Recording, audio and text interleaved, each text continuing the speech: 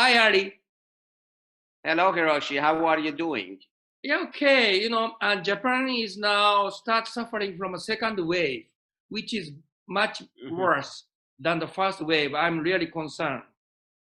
Just number is going up in Tokyo right now. So everybody Yeah. is, like really like thinking like what is going on within the 2 weeks. So just we have to be quite careful. Yes. And of course, the trend is upward throughout the world, particularly in the U.S. and a number of other countries. The numbers have been growing suddenly. The second wave, but again, it's a trend, and it is conceivable. It is possible that 3 weeks from now, maybe the trend would reverse itself. So it's a wait and see game right now with the coronavirus and with whatever they are trying to do as far as the solutions to this problem. How about Oklahoma, your state right now? Yeah, Oklahoma again is on the rise, but it's not one of the hot spots. There are about 10, 12 states that they are red spots. They are the spikes are really high, but Oklahoma again has growth in the number of cases and maybe a small percentage of growth in the death. But it's not as high as other states like Florida, like Arizona, like Texas, and so on. Yeah, because Texas is your neighbor, but you can go and coming freely without any problem on the border of the Texas. Yeah, there is no problem. Again, when one state is so high, of course, the neighboring states are more careful. I see. Now let's discuss about the subject of education because it is a special area. Because you are receiving a lot of foreign students over there in school, but right now in the coronavirus, of course, COVID-19 prevent you from getting a lot of students from abroad, but you are shifting to the online study more, and many, universities are shifting to the online. And how do you view of this new trend? Well, in general, many universities for years had done distance teaching, and so the idea of online teaching or distance learning and teaching is not a strange concept in the field of education. However, there is a concept these days with coronavirus, with closing schools for a period of time and reopening the schools, given the fact that the number of cases are growing, that can be a challenge. I see. However, each state is deciding how to manage the situation. To the best of our knowledge and research, most universities are planning to reopen in some form or shape in August/September. I see. But for the foreign student, for example, like if I'm a student, I can learn online with a kind of a US university and colleges. And also, such kind of method is more and more kind of developing right now. And I heard that there are some kind of like a pathway program or something like this. Would you please tell me about it? Yes. First, let me tell you about the language programs, language schools. There is a distinction in the government's point of view. There is a distinction between number one, language schools versus colleges and universities. And secondly, there is a distinction between foreign students in their own country wanting to learn versus foreign students who are in the US or want to come to the US. Yes. So we, like many other schools, we have planned already to switch from online to face-to-face early September.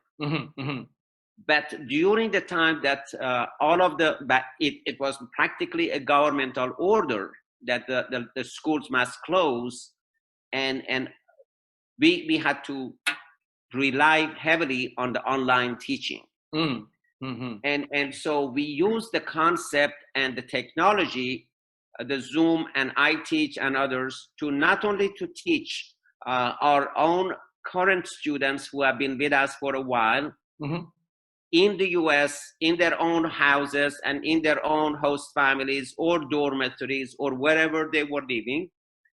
And also we have started doing online teaching overseas. The difference that what we are thinking of, talking about online, the way we call interactive distance learning, IDL, as opposed to pre-recorded materials.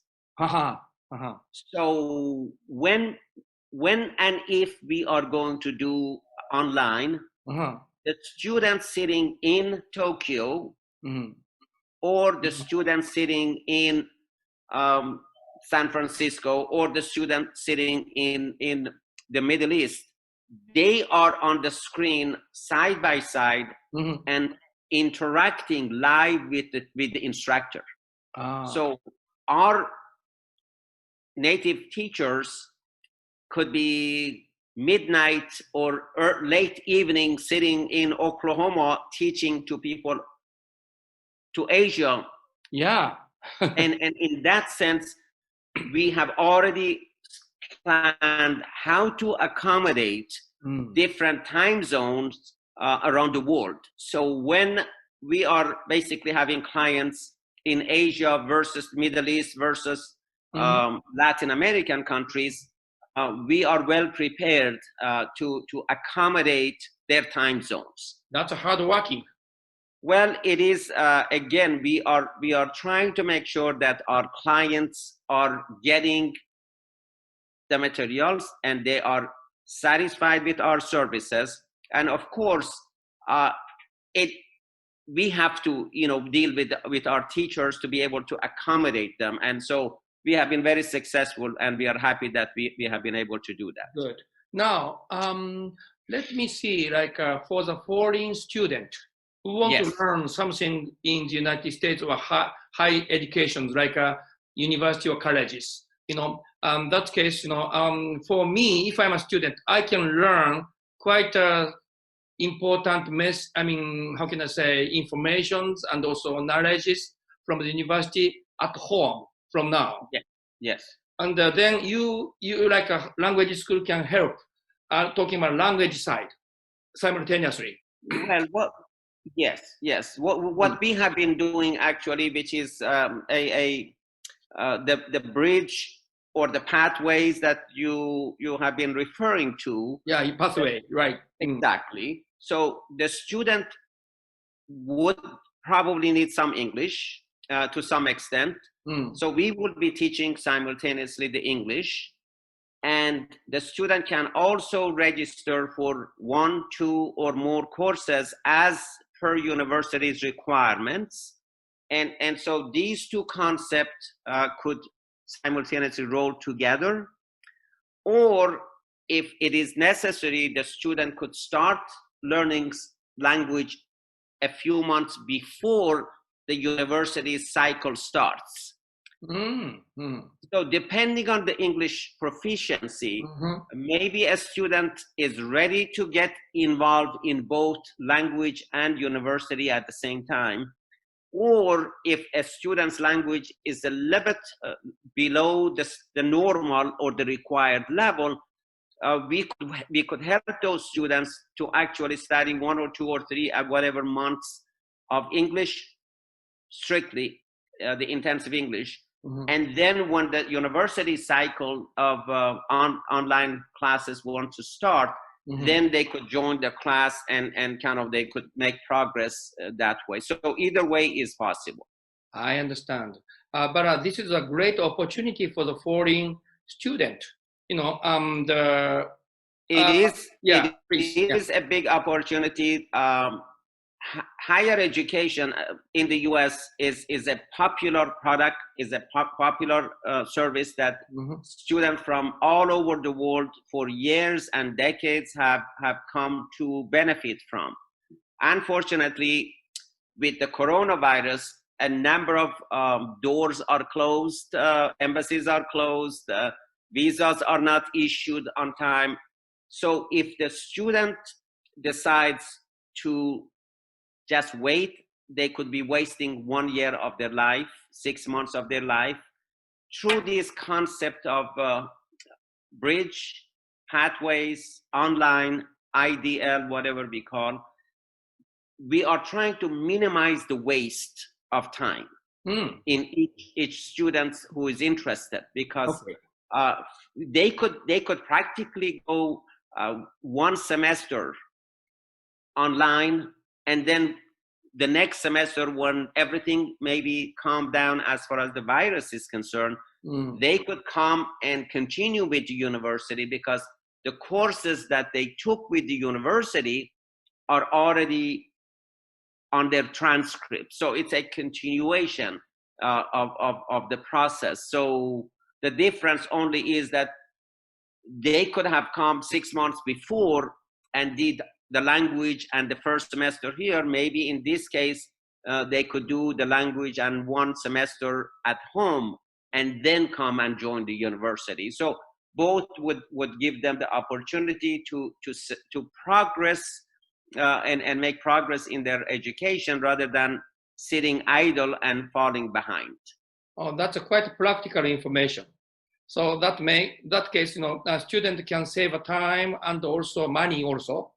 Well, it is money is obvious, because again, the cost of living in the US, if somebody is 1 semester, 3 months, 4 months at home and earn the number of credits or some credits, at the minimum they have saved the cost of living, because they could be in their own home and still make the credits. And also, even after doing that, if people want to do the real on-site school, they can go to the real school, instead of online. Yes. It can be transferred. That's right. Those courses, in most cases, when they are universities are doing online, in most cases are transferable. Some universities actually are offering courses that not only would be transferable within that universities, they are thinking beyond. They want to pick up courses that they are good with other universities. Please let me know. So that if they go online with University A, they could transfer the courses to University B. So some universities are becoming really creative to accommodate the students' needs. That's good. And please tell me about benefit, or also this is a benefit, and what is the things which we have to be careful, or disadvantage we have to be prepared in case of the online? Are there any things for the foreign student? Think about it before starting online. Well,